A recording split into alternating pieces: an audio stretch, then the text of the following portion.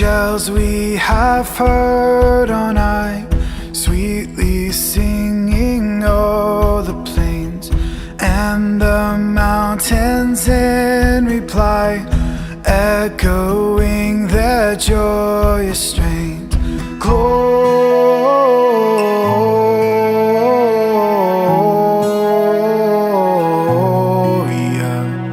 in excelsis Deo. Gloria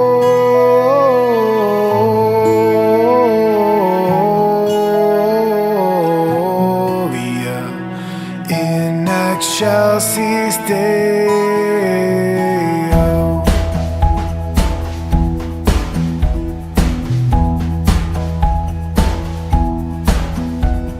Shepherds, why this jubilee? Why your joyous strains prolong? What the gladsome tidings be which inspire your heavenly song? Gloria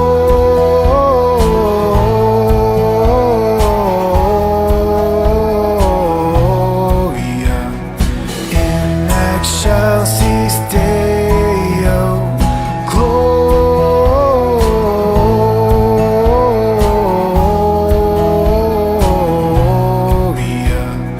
in excelsis Deo.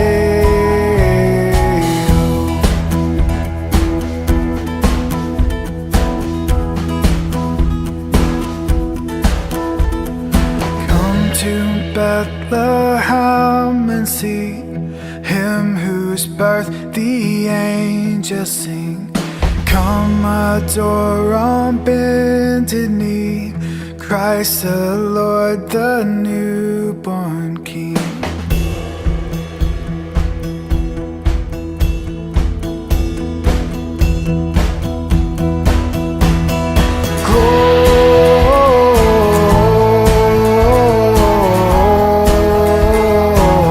Gloria in excelsis Deo.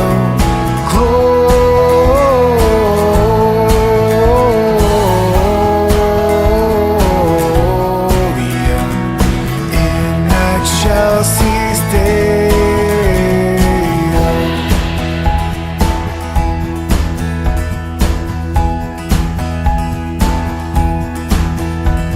See Him in a manger laid, Jesus, Lord of heaven and earth. Mary, Joseph, lend your aid, with us sing our Savior's birth.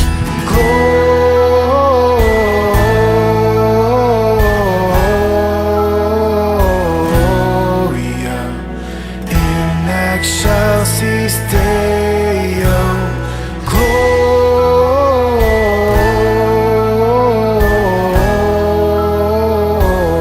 Gloria in excelsis Deo.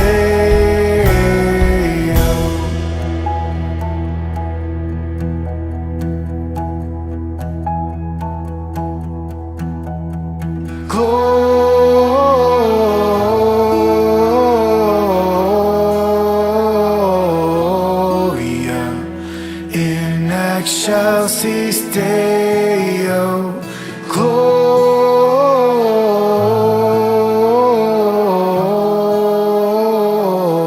Gloria in excelsis Deo.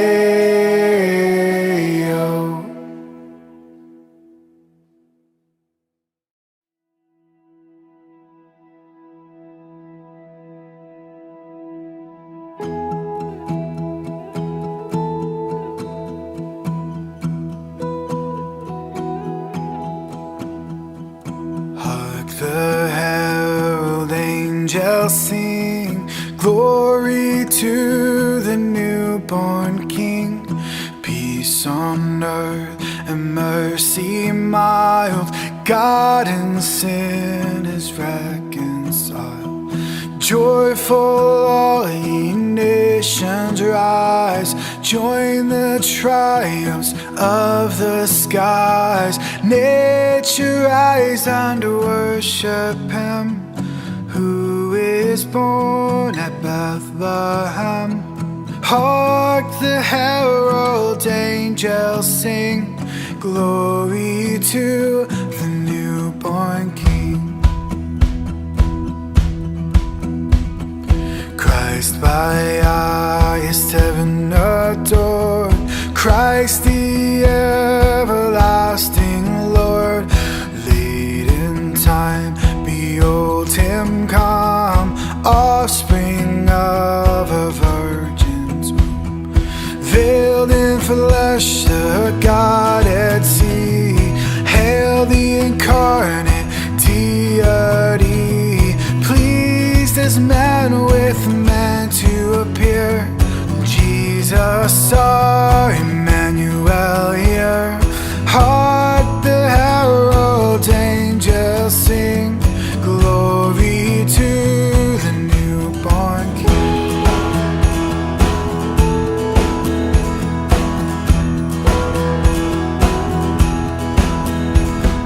Hail the heaven-born Prince of Peace, hail the Son of righteousness. Light and life around he brings, risen with healing in his wings. Mildly lays his glory by, born that men no more may die. Born to raise the sons of earth, born to give them second birth. Hark the herald angels sing, glory to the newborn King.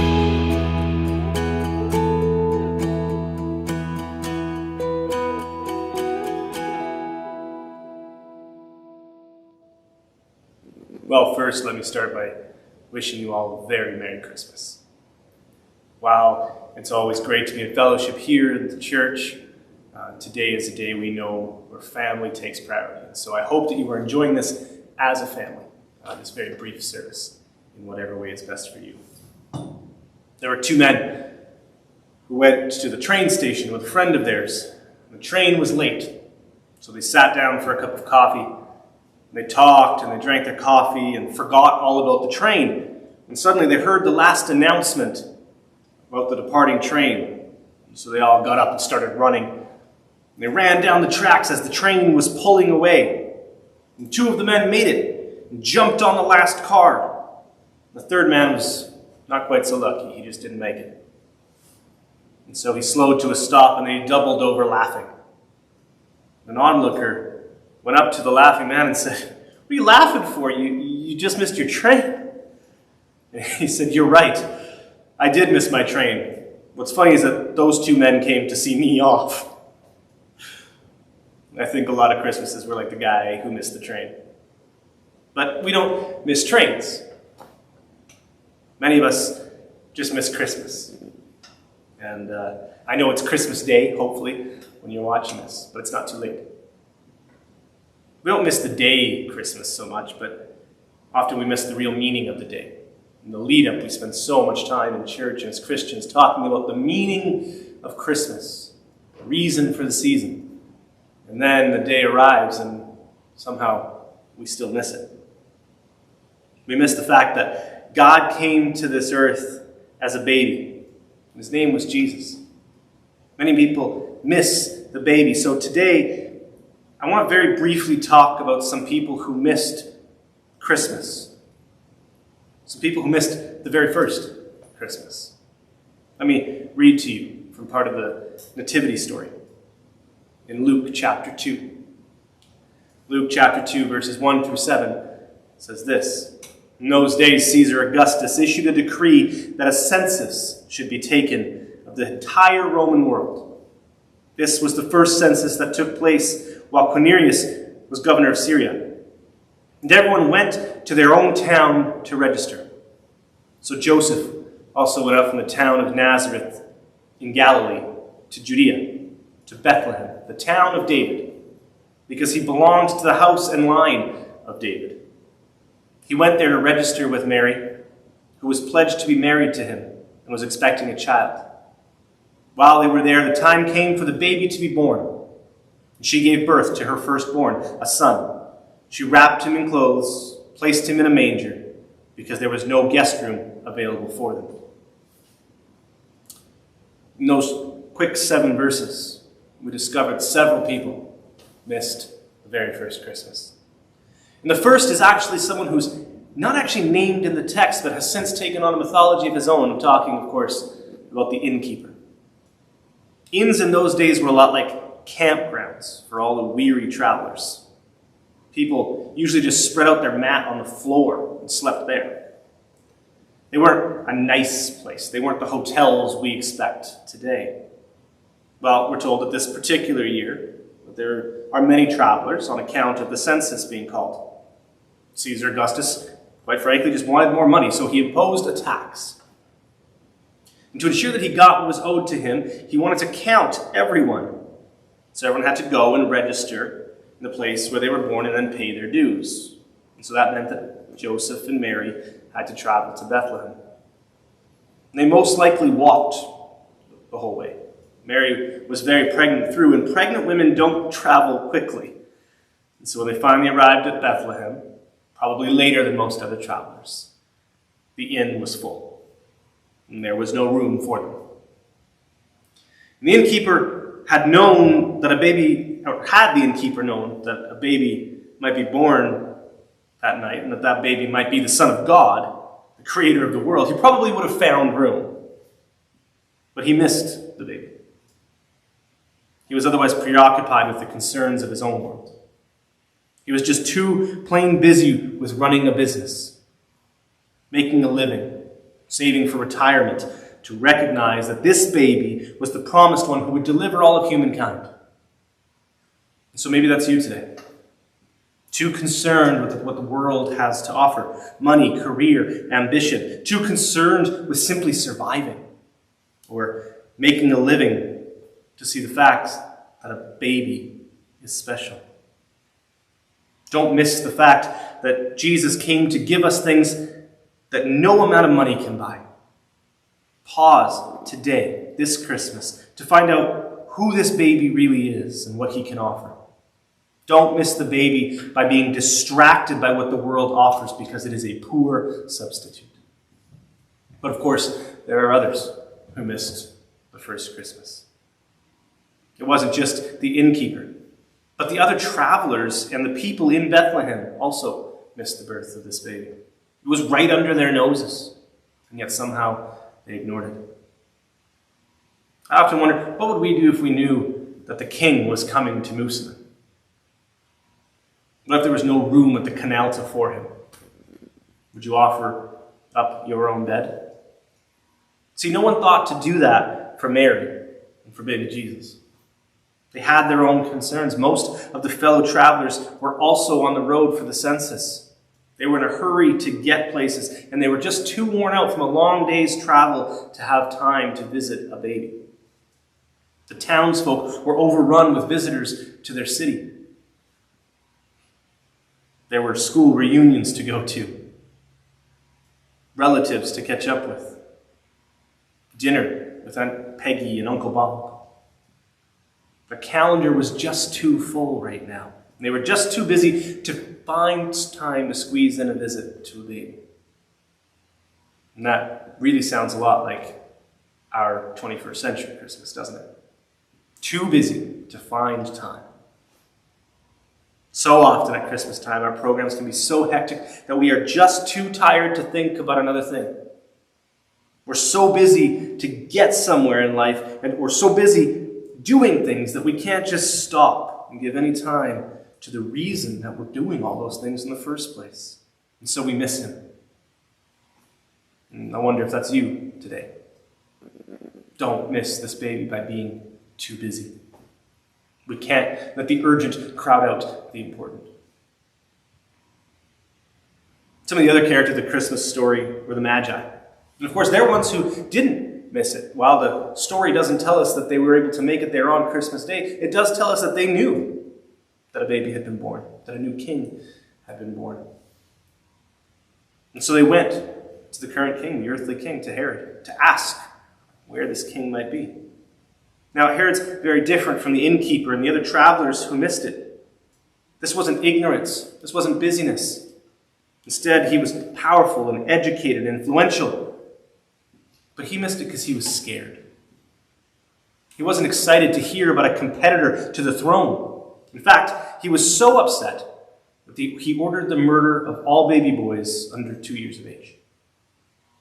Herod was so scared of this new king because he thought that he would lose the privilege that he had in life and the things that he enjoyed out of life. He missed the baby because he was scared of what he might lose. And there are many people who live today a lot like Herod. They're scared that this baby will take away their freedom, their careers, their lifestyles, their ambitions, the things that they enjoy. And they're not willing for Jesus to be crowned a king in their lives. And so they miss the baby and the chance to live a perfect life that God created for them. Do you need to allow the king to take the throne of your life this Christmas? Don't miss the baby because you are jealous. And then the last group of people who missed Jesus were the religious leaders of the day. They were the ministers and pastors, people like me, people who should have been able to recognize when God was doing something. When Herod was trying to track down this baby, he went to the religious leaders to see if they knew anything about this promised king. They were warned. And they did. They knew all about him. They knew all about him from the prophecies in the Bible and knew that he would be born in Bethlehem. And the funny thing is, even though they were deeply religious, they didn't bother to go and check it out, to just check in Bethlehem to see if finally this special baby had been born. God's son had been born this day, and they missed the baby because of their indifference. They had all the facts about the baby. They knew how special he would be. They knew he was God's son who would save him, and yet somehow they couldn't muster up the energy to care. They didn't think they needed a savior. They thought that they were good enough because of their indifference. They missed the baby. Many people today think along the same lines as the religious leaders. They think that they are good people, and they'll be good enough to impress God without the baby. But they won't, and they can't. We need the baby. We need the baby if we're going to get right with God. He came to die so that we might be forgiven. Without him, there is no chance of pleasing God. And so are you indifferent because you don't know why you need saving or because you think you're good enough on your own? Don't make this mistake this Christmas day. Don't miss the baby because of your indifference. Christmas, hopefully, again, if you're watching this on Christmas Day, Christmas is not over. There is still time. Time to pause and reflect and talk to the Savior of the world who came on this day so many years ago. The day we celebrate his coming. Talk to him and thank him. And recall that the reason that we do all of this is because he came as a tiny, helpless baby. Don't fall into one of these four groups of people that are found in these first 7 verses of chapter 2 of Luke. Don't be the person who misses the baby because you're too distracted by what the world offers now. Don't be the person who misses the baby because you're too busy and don't have time to find out about him. Don't be the person who misses the baby because they're too scared to let him take control of their life. And don't be the person who misses the baby because they are indifferent or ignorant of their need of a Savior. This Christmas, we as a church and I as pastor want to offer you the greatest gift of all. A baby who was born in a manger. His name was Jesus Christ, and he is the Savior of the world. Whatever you do, don't miss the baby today. That is the one mistake that you honestly can't afford to make. And so whatever your traditions are now, whatever it is that you're returning to now, I hope that you will take a moment and pause and reflect and not miss the baby. And I hope that you are celebrating with loved ones and making memories that will last a lifetime. From me and my family, from our church, to you and your family a very, very Merry Christmas.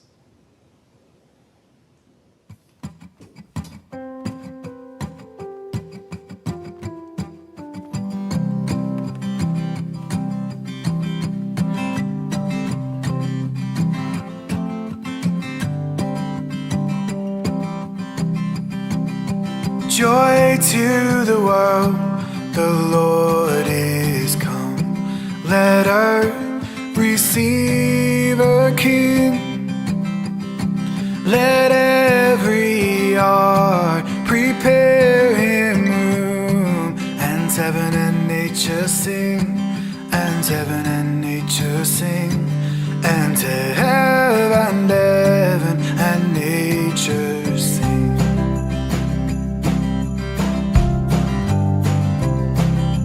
Joy to the earth, the Savior reigns. Let men their songs employ, while fields and floods, rocks, hills and plains repeat the sounding joy, repeat the sounding joy, repeat, repeat the sounding joy.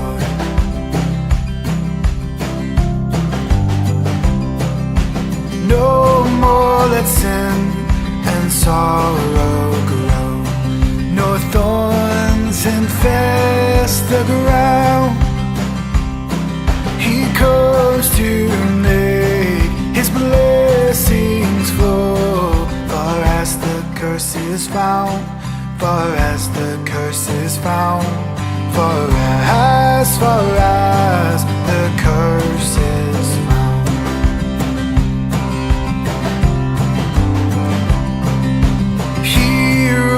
The world with truth and grace, and makes the nations prove the glories of his righteousness.